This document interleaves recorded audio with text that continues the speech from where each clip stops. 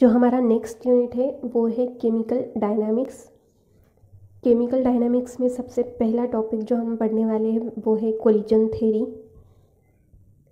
किसी भी रिएक्शन का रेट मतलब उस रिएक्शन का स्पीड डिपेंड होता है उस रिएक्टेंट मॉलिक्यूल के कॉन्सेंट्रेशन पर।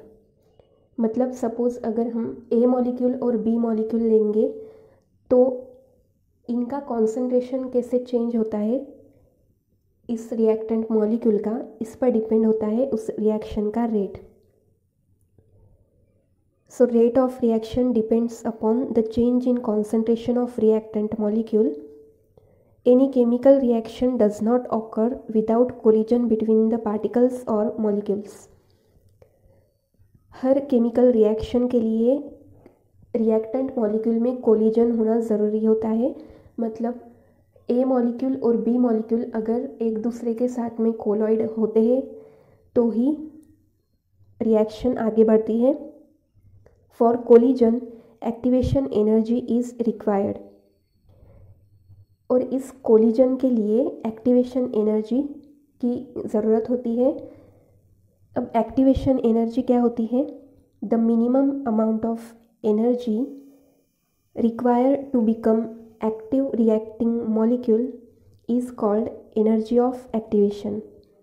कोई भी रिएक्टिंग मॉलिक्यूल, सपोज है हमने लिया ए मॉलिक्यूल और बी मॉलिक्यूल, तो इन दोनों मॉलिक्यूल को एक्टिव बनाने के लिए ताकि वो प्रोडक्ट फॉर्म करें, इसके लिए कुछ एनर्जी हमें बाहर से प्रोवाइड करना होती है। तो मिनिमम अमाउंट ऑफ एनर्जी जो हमें प्रोवाइड करना होती है इन रिएक्टिव या रिएक्टेंट मॉलिक्यूल को ताकि वो एक्टिव रिएक्टिंग मॉलिक्यूल बने और प्रोडक्ट फॉर्म करे, तो ऐसी मिनिमम अमाउंट ऑफ एनर्जी को हम बोलेंगे energy of activation. Energy of activation जब हम प्रोवाइड करते हैं रिएक्टेंट को तो वो रिएक्टेंट मॉलिक्यूल एक दूसरे से कोलाइड होते हैं, वो एनर्जी एब्जॉर्ब करके वो एक दूसरे से कोलिजन करते हैं और इस कोलिजन के वजह से आगे हमें प्रोडक्ट मिलता है। और इस रिएक्शन का स्पीड या रेट डिपेंड होता है change in concentration of reactant molecule. Reactant molecule के कॉन्सेंट्रेशन में जो चेंज आएगा उस पर डिपेंड होगा कि हमारी रिएक्शन कितनी स्पीड से आगे जाएगी। अब कोलिजन थ्योरी में मेनली क्या बताया है कि प्रोडक्ट फॉर्मेशन के लिए हमें रिएक्टेंट मॉलिक्यूल का कोलिजन करना ज़रूरी होता है और कोलिजन के लिए हम एक्टिवेशन एनर्जी प्रोवाइड करते हैं। अब कोलिजन थ्योरी जो है इसके अजम्पशन या पोस्टुलेट्स क्या है? फर्स्ट अजम्पशन है rate of collision reaction depends upon the change in concentration of reactant molecule. किसी भी कोलिजन रिएक्शन का रेट या स्पीड डिपेंड होता है upon change in concentration of reactant molecule. जैसे एग्जांपल हमने लिया ए प्लस बी। अब यहाँ पर ए और बी क्या है? Reactant molecule. ये प्रोडक्ट फॉर्म करेंगे ए बी प्रोडक्ट। तो सबसे पहले जो रेट होगा इस रिएक्शन का तो R1 डिपेंड होगा, डायरेक्टली प्रोपोर्शनल होगा कॉन्सेंट्रेशन ऑफ ए। ये जो हम ब्रैकेट लिखते हैं ये होता है कॉन्सेंट्रेशन के लिए।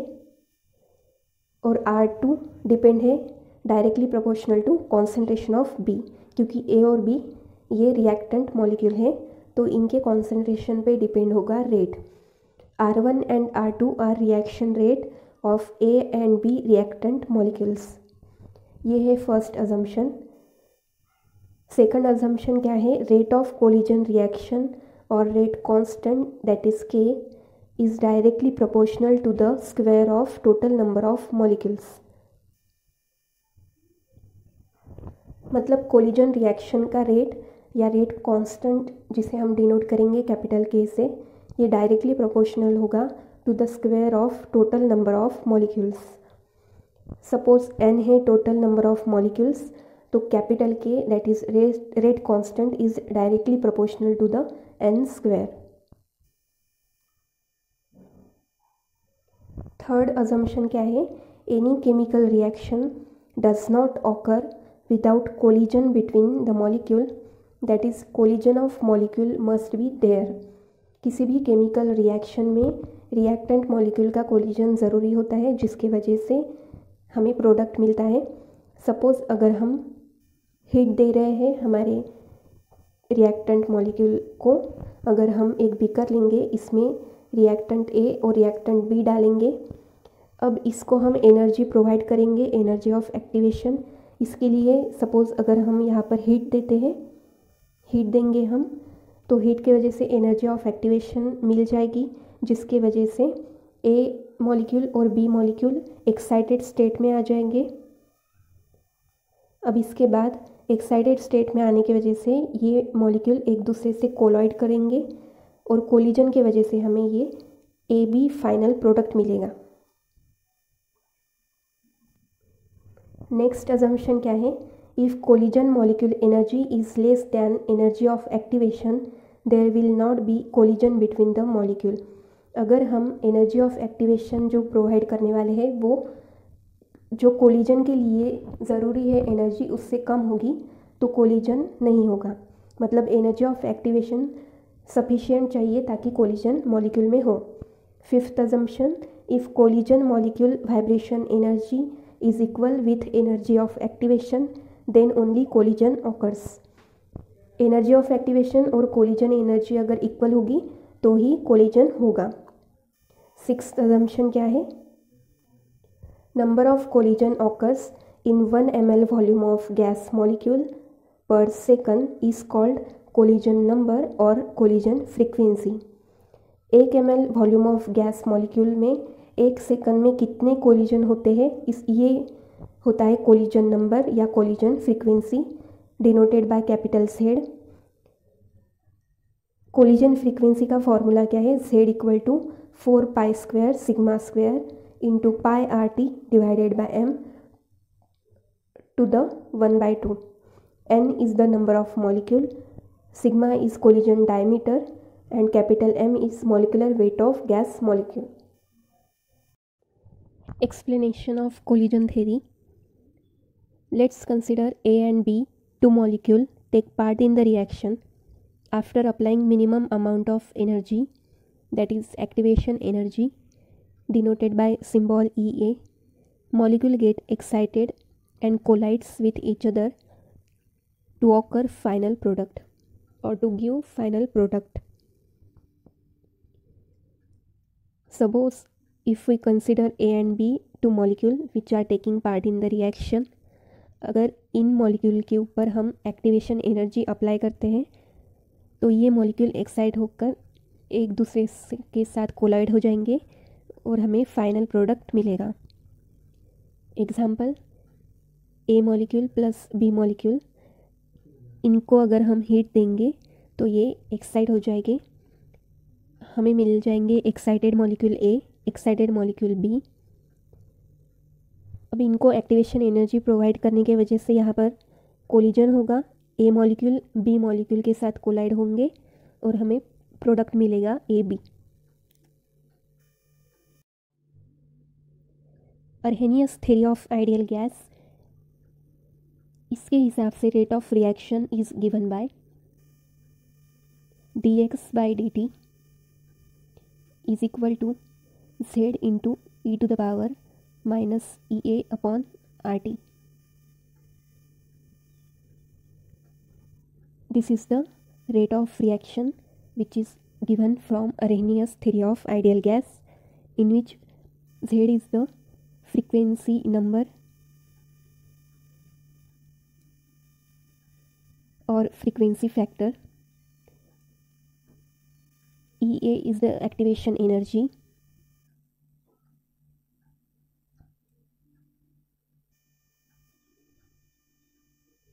now reaction rate, that is dx/dt, is directly proportional to the square of number of molecule। जो dx/dt है it is directly proportional to the square of number of molecules। Here n is the total number of molecule in gas volume।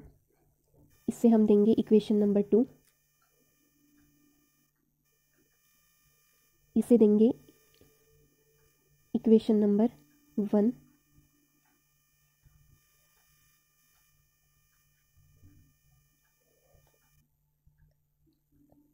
जो dx/dt is equal to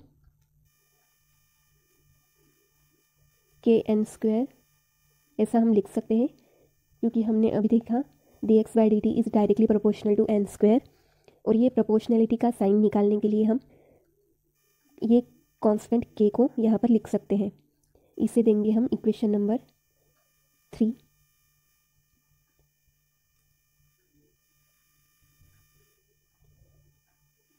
now here k is the rate constant. Now combining equation 1 and 3, equation 1 और 3 को अगर हम combine करते हैं तो हमें क्या मिलता है, इक्वेशन 3 और 1 में dx/dt, ये लेफ्ट हैंड साइड दोनों भी इक्वेशन में सेम है, तो राइट हैंड साइड को हम इक्वल लिख सकते हैं। तो हम क्या लिखेंगे, kn² is equal to z into e to the power minus EA upon RT। k is equal to z upon n² into e to the power minus EA upon RT। This is equation number 4 and equation number 5.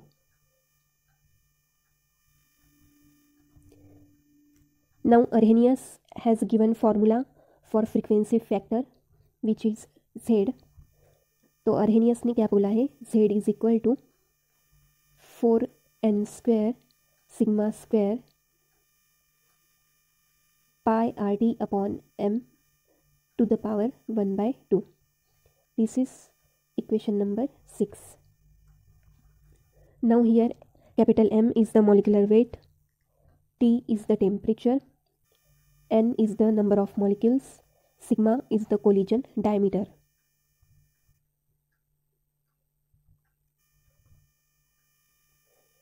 अब ये जो Z की value है equation number 6 में हमें मिली है, ये हम इक्वेशन नंबर 5 में पुट करेंगे तो हमें क्या मिलेगा, K इज इक्वल टू, यहाँ पर हमें सिर्फ Z की वैल्यू, ये वैल्यू डालना है,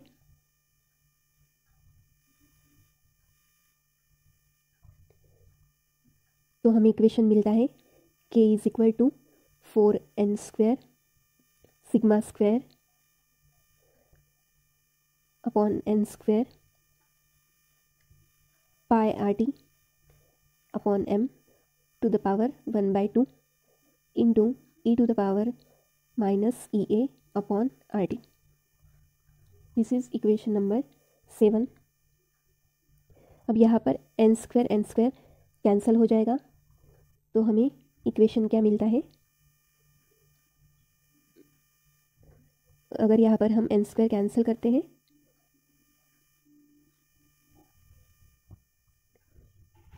तो हमें इक्वेशन मिलता है k is equal to 4 sigma square into pi RT upon m to the power 1/2 into e to the power minus EA upon RT, and this is equation number 8.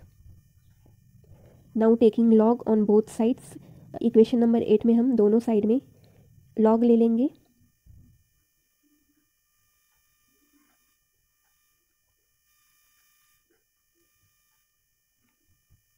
तो अगर यहाँ पर log लेते हैं हम तो हमें मिलता है log k equal to log 4 sigma square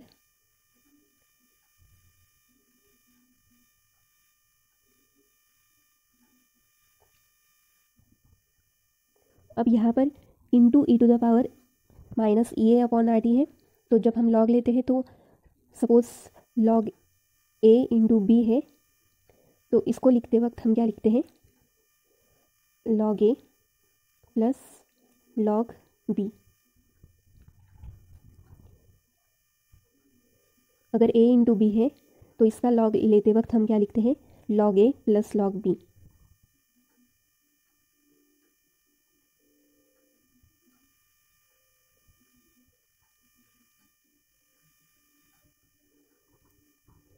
तो यहाँ पर भी into e to the power minus EA upon RT है, तो हम यहाँ पर लिखेंगे plus log e to the power minus EA upon RT। ये हो गया हमारा equation number 8।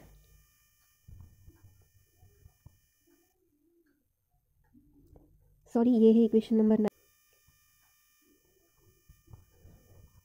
Log k is equal to log 4 sigma square into pi R T upon m to the power 1/2 minus E A upon R T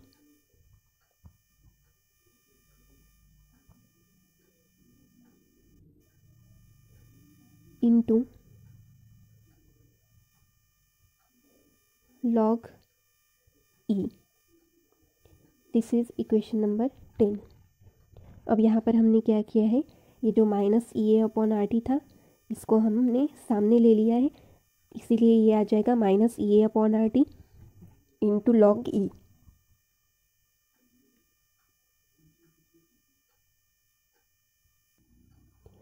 अब यहाँ पर जो ये log e की वैल्यू है, log e की वैल्यू क्या होती है, log e is always equal to 1।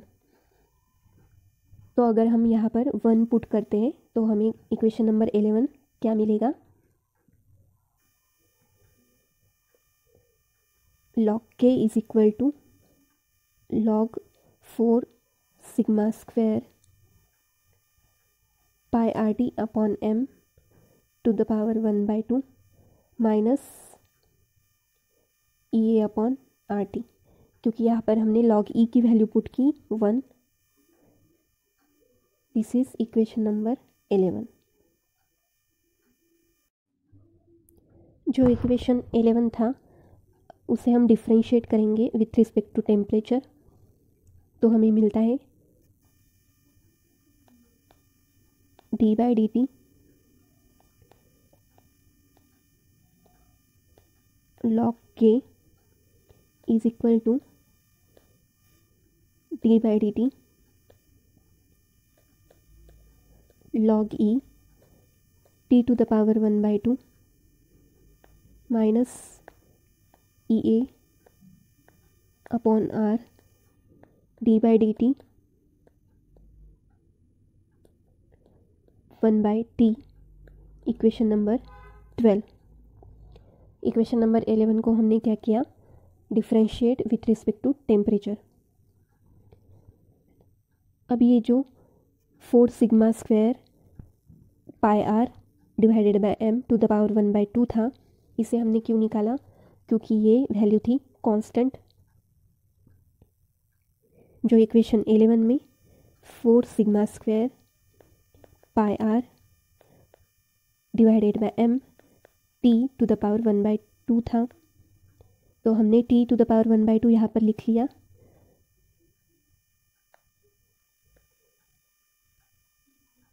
और बाकी ये जो वैल्यू है ये क्या है, कांस्टेंट, और कांस्टेंट का डेरिवेटिव 0 होता है, इसलिए हमने इसको यहाँ पर नहीं लिखा।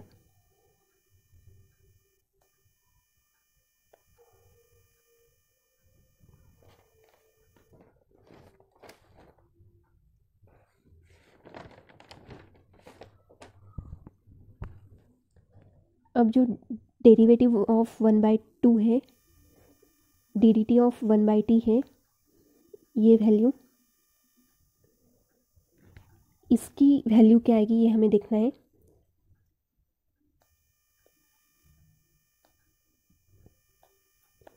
D d t of 1/t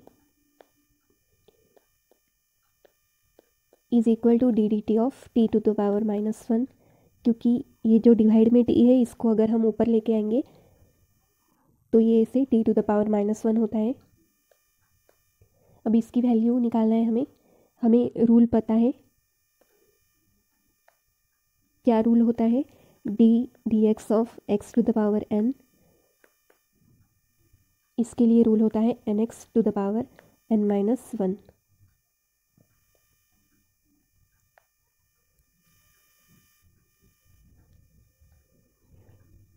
अब यहाँ पर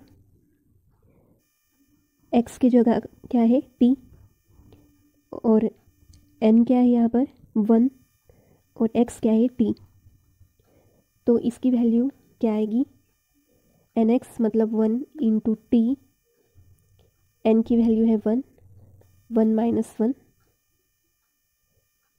माइनस 1। फिर से अगर देखेंगे तो यहाँ पर क्या हुआ है,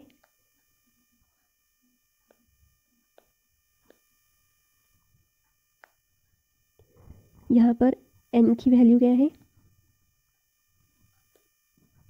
-1 और x की वैल्यू क्या है कैपिटल T। अब इस फॉर्मूला में हमें पुट करना है, हमें मिलेगा -1 into T to the power -1 -1 that is -t to the power -2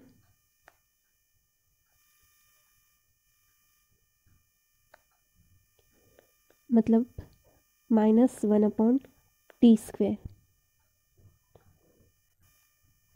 ये मिल गई हमें d of t to the power -1 या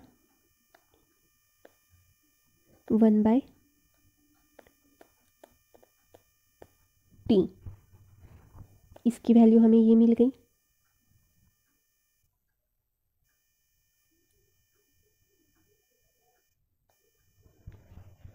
हम इक्वेशन में पुट कर लेंगे, इक्वेशन नंबर 12 में, तो हमें मिलता है d of log k is equal to d of 1/2 log e t minus EA/RT -1/t²।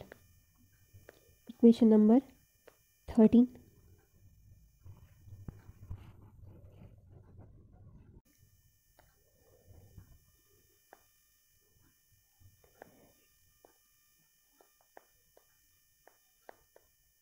d/dt 1/2 log t is equal to 1/2t, क्योंकि डी डी एक्स ऑफ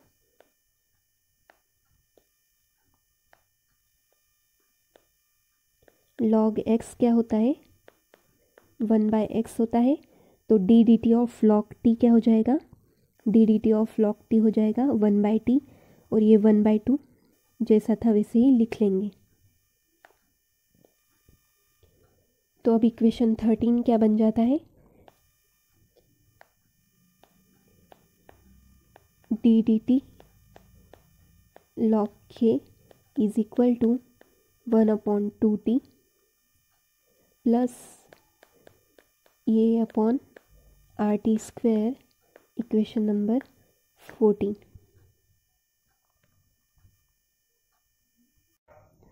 जो इक्वेशन नंबर 14 है वो था हमारा d/dt log e k is equal to 1/2t plus EA/RT²।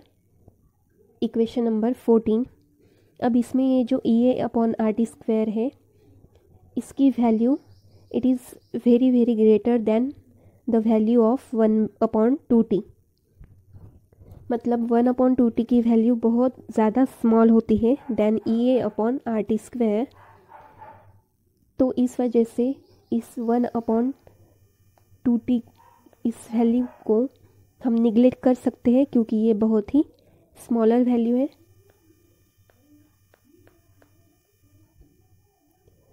तो अब हम equation number 14 को कैसे लिख सकते हैं, बाय निगलेक्टिंग दिस वैल्यू।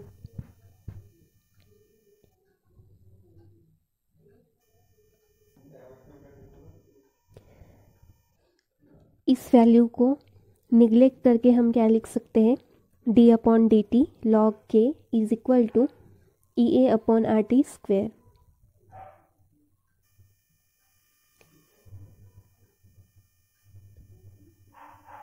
अब ये जो dt है इसे हम इस साइड में ले लेंगे, यहाँ पर वो डिवाइड में है तो यहाँ पर आके मल्टीप्लिकेशन में आ जाएगा।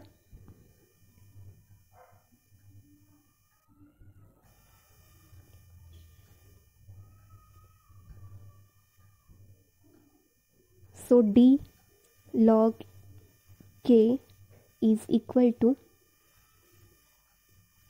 EA upon R into dt upon t square. This is the equation number 16.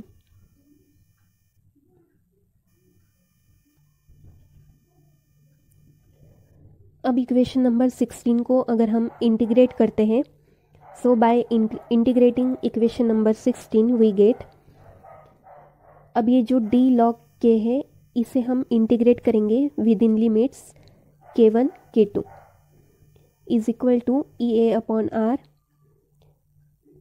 Integration 1 upon T square into d T. अब यहाँ पर टेम्परेचर को लिमिट लेना है हमें, तो हम लेंगे T1 T2 with in limit. This is the equation number 17। अभी सबसे पहले हमें इस इंटीग्रेशन को सॉल्व करना है। अब इसमें इंटीग्रेशन d log k, इसकी वैल्यू क्या आएगी, तो इंटीग्रेशन और डेरिवेटिव ये दोनों एक दूसरे के रेसिप्रोकल होते हैं, तो इसीलिए ये दोनों क्या हो जाएंगे, कैंसिल हो जाएंगे। तो हमें इसकी वैल्यू मिलती है log k।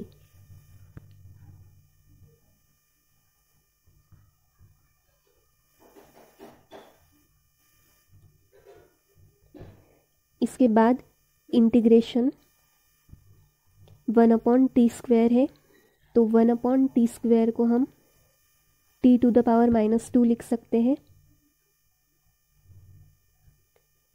तो integration of t to the power -2 into d T, इसकी वैल्यू क्या आएगी, हमें पता है formula, integration of x to the power n is equal to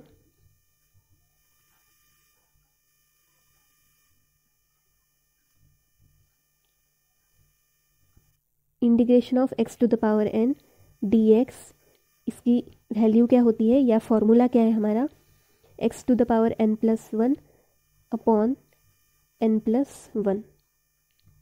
तो इसी फॉर्मूले का यूज़ हमें करना है integration of t to the power -2 dt की वैल्यू निकालने। अब यहाँ पर x क्या है, x is equal to t and n is equal to, n क्या है -2, तो t टू द पावर -2 का इंटीग्रेशन क्या आ जाएगा, x मतलब t to the power n+1 मतलब -2 + 1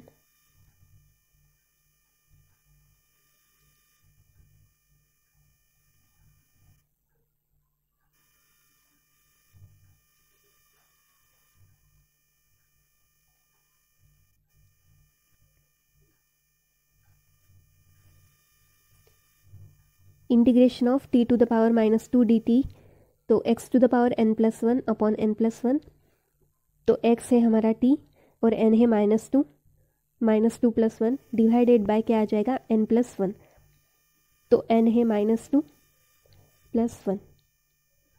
हमने क्या किया, सिर्फ ये जो हमारा फॉर्मूला था integration of x to the power n dx, ये था x to the power n+1 upon n+1, तो बस इसी को हमने यहाँ पर पुट किया। x के जगह पे हम t लेंगे और n के जगह पे हम -2 लेंगे। तो एट द एंड हमें क्या मिलता है, integration of t to the power -2 dt is equal to t to the power -2 + 1 upon -2 + 1 is equal to t to the power -1 upon -1। इसे हम लिख सकते हैं -t टू द पावर -1, और t टू द पावर -1 को हम 1 upon t लिख सकते हैं, तो ये आ जाएगा -1 अपॉन t, -1 अपॉन t। अब इसी को हम यहाँ पर इक्वेशन नंबर 17 में पुट करेंगे। d log k की वैल्यू हमें मिली log k, और integration of 1 upon T square dt, इसकी value milli -1/t।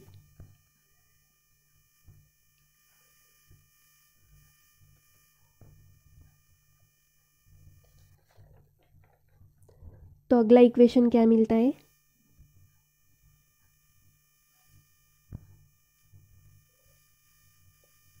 Integration of D log के, उसकी वैल्यू लॉग के, और इसके लिमिट्स क्या है, k2 k1 is equal to EA/R, ये कांस्टेंट वैसे ही रहेगा, और integration of 1/t², sorry integration of 1/t² dt, इसकी वैल्यू क्या मिली हमें, -1/t, और इसके लिमिट्स क्या थे, t1 t2। Equation number 18।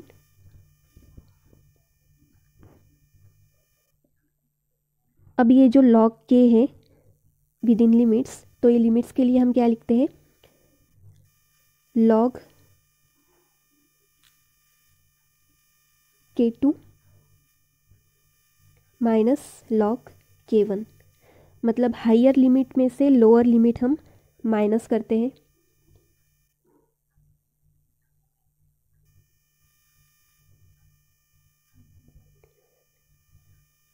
और एक फॉर्मूला होता है log a minus log b is equal to log a/b,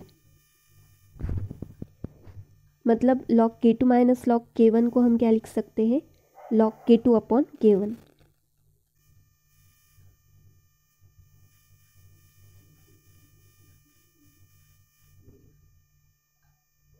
तो हमारी इक्वेशन क्या हो जाता है,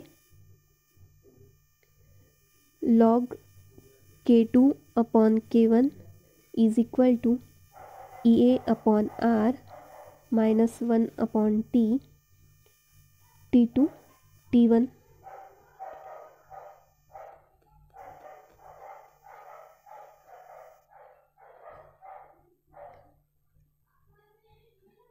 अब इसके आगे हम क्या करेंगे, log यहाँ पर e है, ये सब सेम रहने वाला है।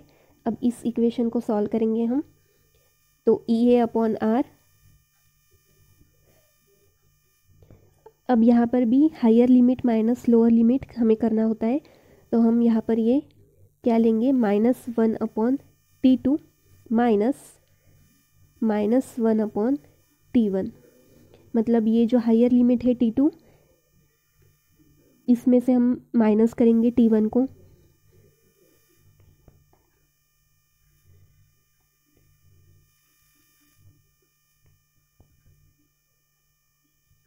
इसके बाद में यहाँ पर जो माइनस साइन है, तो ये माइनस माइनस क्या हो जाता है, प्लस, तो हमें मिलता है EA/R वैसे की वैसे -1/t2 प्लस 1/t1।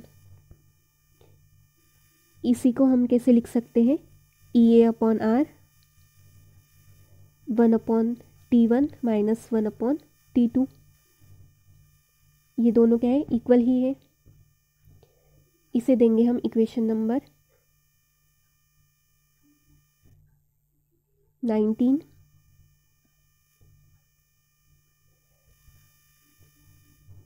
यहाँ पर क्या था हमारा, log e k। अब जो एक फॉर्मूला होता है log e a, यहाँ पर a की जगह कुछ भी हो सकता है, जैसे यहाँ पर k है, तो इसे लिखते वक्त हम क्या लिखते हैं, 2.303 log to the base 10 a, मतलब इस log e को log to the base 10 में कन्वर्ट करने के लिए हम 2.303 से मल्टीप्लाई करते हैं। तो ऐसे ही इसके लिए हमें करना है,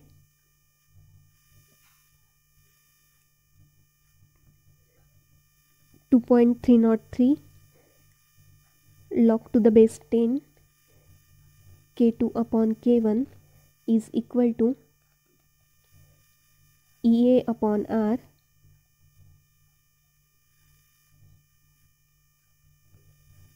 (1/t1 minus 1/t2).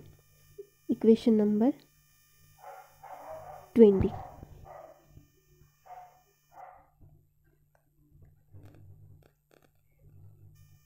इसे हम कैसे लिख सकते हैं, इस 2.303 को अगर हम यहाँ पर लेके आएंगे तो हमें इक्वेशन मिलता है log to the base 10 K2 upon K1 is equal to EA upon 2.303 R 1 upon T1 minus 1 upon T2. Equation number 21.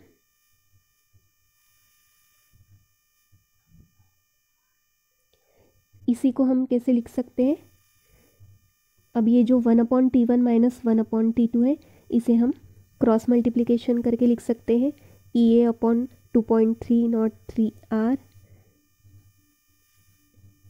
T2 minus T1 upon T1 into T2। ये क्रॉस मल्टीप्लिकेशन करने के वजह से हमें ये इक्वेशन मिलता है, इक्वेशन नंबर 22। सो ये जो इक्वेशन है हमारा equation number 21, this is the equation for collision theory. Equation for collision theory is log to the base 10 K2 upon K1 is equal to EA upon 2.303 R 1 upon T1 minus 1 upon T2, where K1 and K2 are rate constant for temperature T1 और K2 is rate constant for temperature T2. T2 is higher temperature and T1 is low temperature. Capital R is gas constant and EA is the energy of activation.